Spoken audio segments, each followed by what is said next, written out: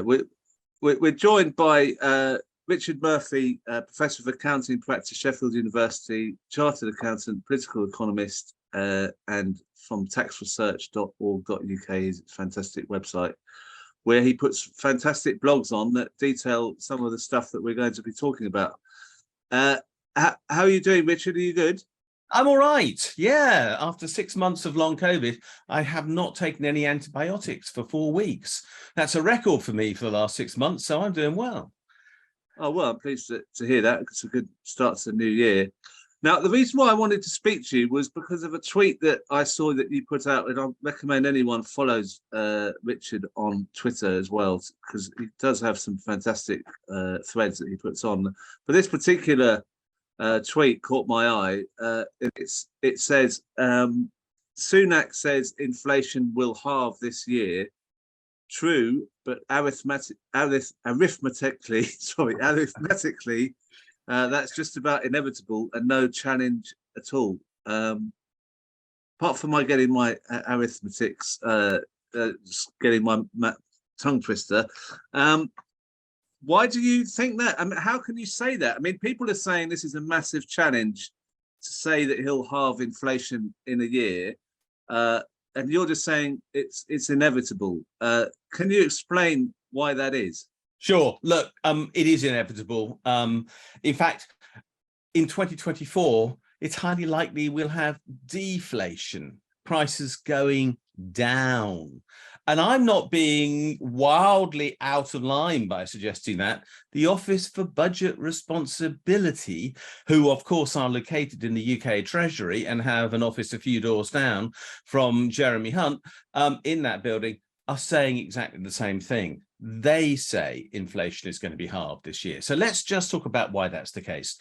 We've got to remember that inflation is simply a measure of the change in prices. It's not an indication of absolute prices. Now, there's a big difference between those two, and a lot of people don't understand that difference. And to that extent, I agree that actually Rishi Sunak is right. I've never said that before, that we actually need more understanding of maths in the UK.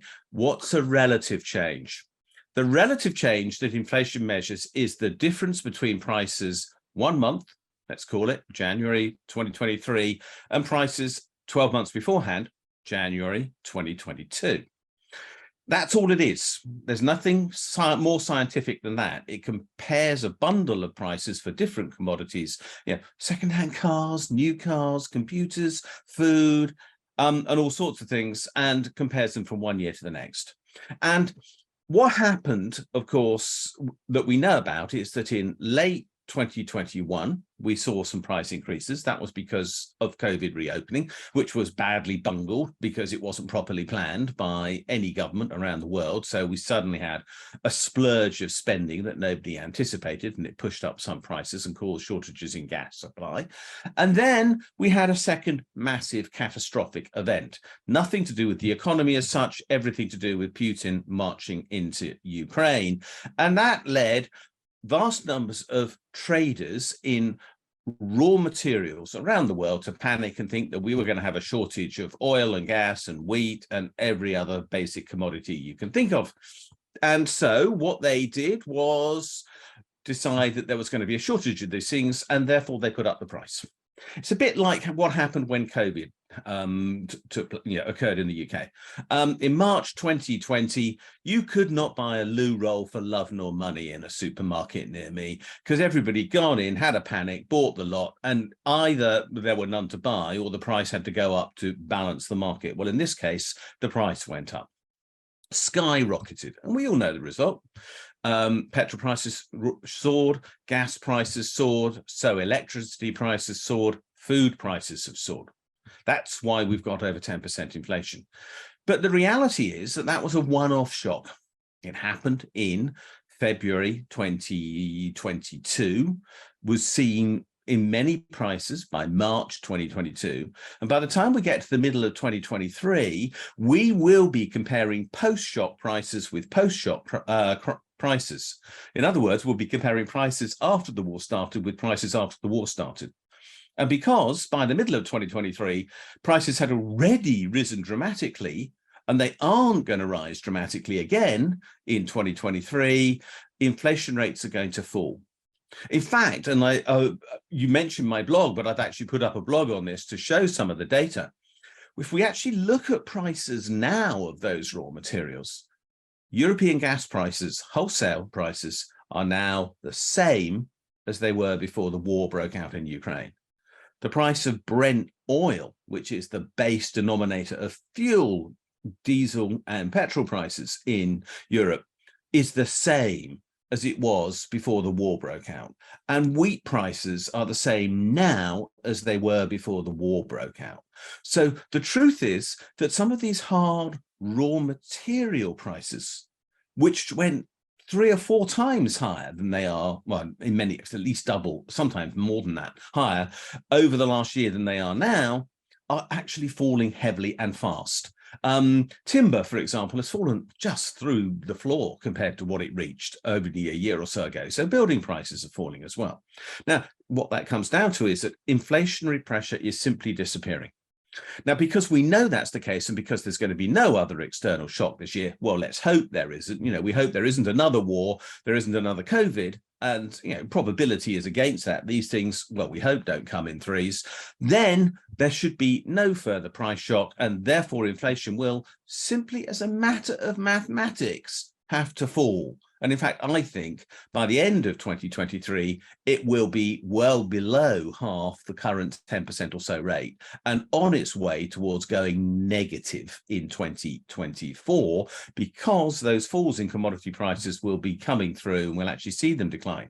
Now, so let's talk about what that means. It doesn't mean that any real prices are going to fall before 2024. They might a little bit then, but until then, they won't.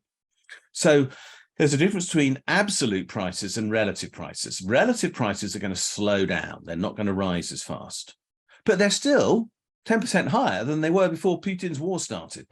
Oh, yeah, let's be blunt about it. That's what the reality of this is. Prices are still going to be higher.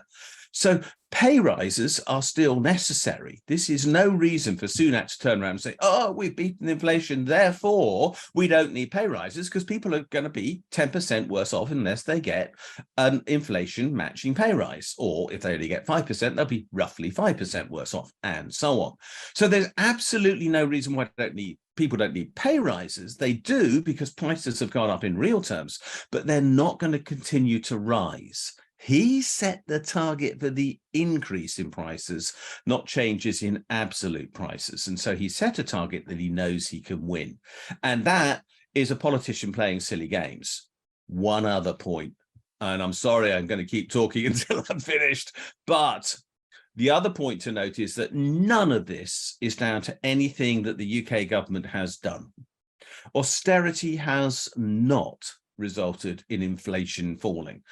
Increasing the interest rate in the UK has not resulted in inflation falling, and trying to stop decent pay rises in the UK has not stopped inflation, because none of those things have any impact upon the raw material prices of oil and gas and wheat and fertilizers and other basic prices which drove the original increase. Nothing to do with what the UK government is doing with regards to austerity or interest rates or anything else. Austerity is unnecessary. We actually need more spending. We don't need increases in interest rates. The last thing, in fact, on earth that we need are that. We need the opposite. We need really low interest rates. And there is no reason for having pay disputes now. We do, at the very least, need to have, as a norm, people being compensated for the cost of inflation. Otherwise, we go into recession because people can't spend enough. It's as simple and as straightforward as that. That's why we're heading for an economic crisis. So Sunak is drawing all the wrong conclusions, making all the wrong claims, trying to mislead people, typical Tory, if I might be so blunt, and following all the wrong policies. Can I just come back? It's incredible that he's trying to mislead people into thinking that his number one target is cutting inflation, when he probably knows that it's going to drop anyway. So he knows that, but he's going to use that, as you say, to try and keep wages down in the public sector. But nobody in the media is picking up on that trick. Has anyone in the Labour shadow Treasury team picked up on that?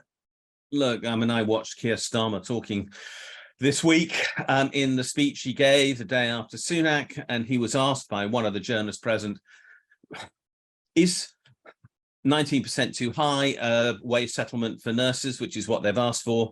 And the journalist said, I expect you'll disagree, but what about 2%? Is that too low? And Starmer wouldn't say anything. He wouldn't agree that 2% was too low. He wouldn't say that 19% was too high, although other members of the shadow cabinet, Wes Streeting, for example, have definitely said that. So they're not saying anything. The shadow cabinet is not picking this up. It's not picking up the issue around inflation. It's not recognizing that in reality, inflation is beaten in these ways. It's supporting the government policy on interest rates. Remember, Rachel Reeves was a Bank of England economist and believes wholeheartedly in exactly what the Bank of England is doing in undertaking what I call economic civil war upon the people of this country at this point in time. And as a result, we have a shadow cabinet that fundamentally I can't differentiate from on economic policy, the strategy of Sunak and Hunt. They are also quite clearly committing themselves to austerity. What did Starmer say when he was making his speech? This does not mean that I will open our checkbook. We will not spend more. And actually, exactly what we need at this point of time is more spending. And we need more spending for three reasons. First of all, because so many things are underfunded that they need the funding to sort things out and to provide the pay increases that will at least compensate nurses, doctors, care workers, teachers, and many others for the, frankly, let's call it shit that they have to face at work, because some of them literally do face that. And what else do we need? We need actually to have extra spending to make good the deficit in funding that has been undertaken by the Tories over the last 12, 13 years. We needed over that period to have a 4% annual increase in funding for the NHS, and we only got 2%. So we are now tens of billions of pounds a year behind. And what is more, actually spending that money would directly contribute to economic growth, because government spending is part of our gross domestic product, and it would therefore push up growth. It would push up tax receipts. It would put more money in people's pockets. They would therefore spend more. If they spend more, not only will they support jobs in the private sector, but the private sector will pay more tax as well, and therefore the whole process will pay for itself. But does Keir Starmer or Rachel Reeves recognise any of that? As far as I can see, not at all. Remember, it's only a couple of months or so ago that Wes Streeting came onto Twitter and told me, Richard, your tweets are getting somewhat hysterical at the moment because I'm attacking Labour for not doing the bleeding obvious when it comes to economics, the things I've just explained. And he was criticised for being, well, bluntly sexist by using the term hysterical, which I think is a sexist term when used in the way he used it. But more than that, he was criticised for simply missing the point. He was just being deliberately rude and not engaging in debate. He has refused to come back to me on that issue. I'm afraid at the moment, Labour's shadow cabinet is putting forward policies which are almost as bad as the Tories. I can hardly differentiate them. One more thing. We've got no opposition calling out the Tories on their economic policy because they're agreeing with them. What about the media? What media is covering what you're saying about, for example, Sunak misleading the public on inflation? Are the media calling this out? The mainstream media, the mainstream newspapers, very few are actually willing to do this because, of course, they're dedicated to Sunak's cause. They're dedicated to the cause of preserving the interests of the wealthy. And bluntly, that's what this is all about. We are seeing an economic policy which is going to deliver very strong, positive interest rates over the next few years. We've been used to having negative interest rates. Can I explain what that means? The real interest rate that somebody pays on money is the difference between the rate of inflation and the notional rate of interest on their borrowing. Now, over the last few years, inflation has been very low and real interest rates have been very low. So in fact, real interest rates have been tiny or negative in many cases.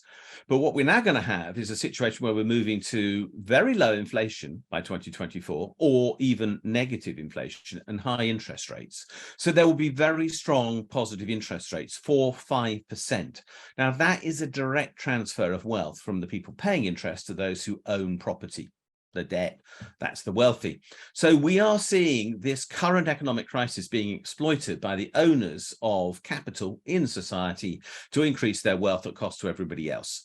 The mainstream media is dedicated to supporting the owners of capital. I mean, bluntly, most of it is owned by owners of capital, so that's hardly surprising. There are some alternative commentaries. There's a bit in The Guardian, I have to say a bit. Larry Elliott does sometimes come up with a good article, and if I'm honest, and Larry's a mate of mine, sometimes he doesn't, and he knows sometimes I think he doesn't. Byline Times is offering a great alternative narrative. You can find good commentary on some blogs, and Open Democracy has some, and there are some economic narratives coming out of the blogosphere. Not many, but some, and I try to do that. But overall, the amount of real alternative economic commentary, which is totally challenging this narrative, is very small. And the mainstream media is largely ignoring it, although not entirely. I've noticed I've actually done rather more on the BBC of late than I expected.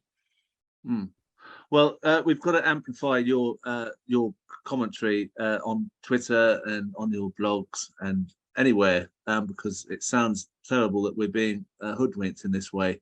Can I just come back to you on that one, though? And this is really what has really interested me, because I've been really trying to focus quite hard on, in a sense, what you might call educational issues over the last year on Twitter.